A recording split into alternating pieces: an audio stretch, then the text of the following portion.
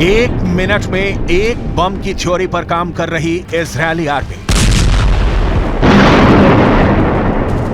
Gaza बारूद का बक्सा बन गया है। पूरे गाजा को जमींदोज करने के लिए इजरायल की सेना हर मिनट एक बम के हिसाब से दाग रही है।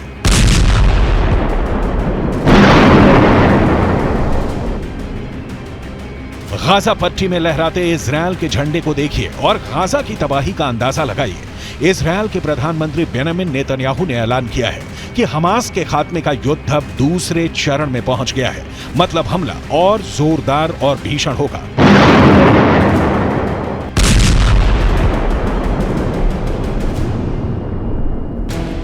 इस वक्त इजरायल बम बरसाने के लिए किसका इस्तेमाल कर रहा है, इसकी डिटेल आपको आगे दिखाएंगे, लेकिन उससे पहले जलते गाजा की सबसे ताजा तस्वीरें देखनी जरूरी हैं।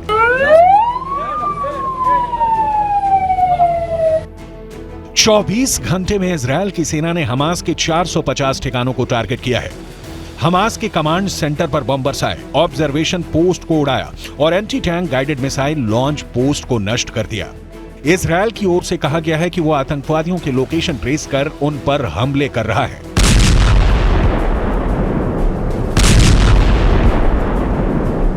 न्यूयॉर्क टाइम्स की एक रिपोर्ट के मुताबिक इजरायल ने उत्तरी गाजा को युद्ध का मैदान घोषित कर दिया है। आईडीएफ ने जमीनी कार्रवाई करते हुए हमास के आतंकी के घर को बुलडोजर से तोड़ दिया। ताबूत में तब्दील होती इमारतें, जमीन पर फिलिस्तीनियों और हमास आतंकियों के उड़ते चीथड़ों से पूरी गाजा पट्टी कांप रही है। हमले की तेजी देखिए कि महज एक घंटे में इजरायली वायुसेना ने 100 फाइटर जेट से 5000 से ज्यादा हमले किए हैं।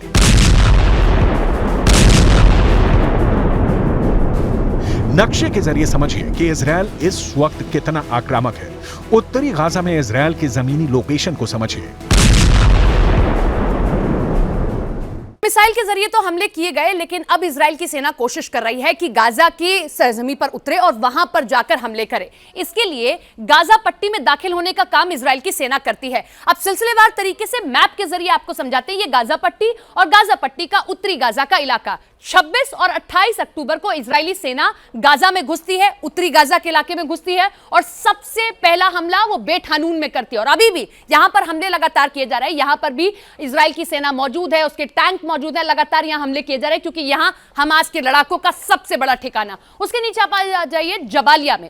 जबालिया में इस वक्त ताजा हमला किया गया। जो हाल में हमले किए गए कुछ घंटों पहले, वो जबालिया में किए गए। जबालिया इसलिए अब सबसे मुश्किल हालात इसलिए हैं क्योंकि यहां शरणार्थी शिविर भी बने हुए हैं। यहां तमाम वो लोग रह रहे हैं जो शरणार्थी शिविर में बने हुए हैं। इसके आगे बढ़ते हैं रिमाल जबालिया के नीचे वाला इलाका। यहां पर आप देखिए कि यहां पर भी हमले किए गए। अल जदीदा, यहां पर भी लगातार हमले किए जा रहे हैं और इसी के साथ में गाजा सिटी को भी निशाने पर लिया गया है इजराइल की सेना की ओर से। और नीचे आता है जोहर अद-दिक, यहां पर भी हमले किए जा रहे हैं। जमीनी हमले का सबसे बड़ा मकसद यह है कि सुरंगों तक पहुंचा जाए जहां पर हमास के कमांडर्स अपना ठिकाना बनाए हुए हैं। पश्चिमी मीडिया के कई रिपोर्ट में दावा किया गया है कि जमीन पर आईडीएफ की स्पेशल फोर्स ने टैंक, रॉकेट, लड़ाकू बख्तरबंद से उत्तरी गाजा में हमास के ठिकानों को रौंद डाला है। इजरायल डिफेंस फोर्सेस की ओर से उत्तरी गाजा के नागरिकों को गाजा के दक्षिणी हिस्से में शिफ्ट करने को कहा गया है। गाजा पट्टी की इंच इंच की जमीन पर बमबारी हो रही है, लेकिन इस बीच हमास और हिजबुल्लाह भी नहीं रुक रहे हैं। इजराइल को उत्तर में हमास के कमांडरों का सामना करना पड़ रहा है, तो वहीं दक्षिण से हिजबुल्लाह हमले तेज कर रहा है। इजराइल इस वक्त 2 फ्रंट वॉर लड़ रहा है और इस परिस्थिति में इजराइल लगातार हमले तेज कर रहा है ताकि एक मोर्चे को तबाह करके दूसरे मोर्चे पर पूरी ताकत के साथ युद्ध लड़ा जा सके। בעזה אנחנו מתקדמים בשלבי המלחמה. הלילה כוחות צה"ל נכנסו לשטח צפון רצועת עזה והרחיבו את הפעילות הקרקעית. בפעילות זו לוקחים חלק כוחות חי"ר, שריון, הנדסה וארטילריה שמלווים באש כבדה. अल जजीरा चैनल ने दावा किया है कि उत्तरी गाजा के एक हिस्से में इजरायल के हवाई हमले में 100 से ज्यादा लोगों की मौत महज 5 मिनट के अंदर हुई है। हमास का चीफ इस्माइल हानिया और हमास का टॉप लीडर याया सिनवार भी रात भर हुए इजरायली हमलों को देखकर बौखलाए हुए हैं। ईरान और तुर्की भी इजरायल के भीषण हमलों को देखकर दंग है। तुर्की के राष्ट्रपति तैयब एर्दोआन का नया ऐलान सुनिए। İsrail tam 22 gündür açıkça savaş suçu işliyor. Şimdi İsrail, biz de seni savaş suçlusu olarak dünyaya ilan edeceğiz.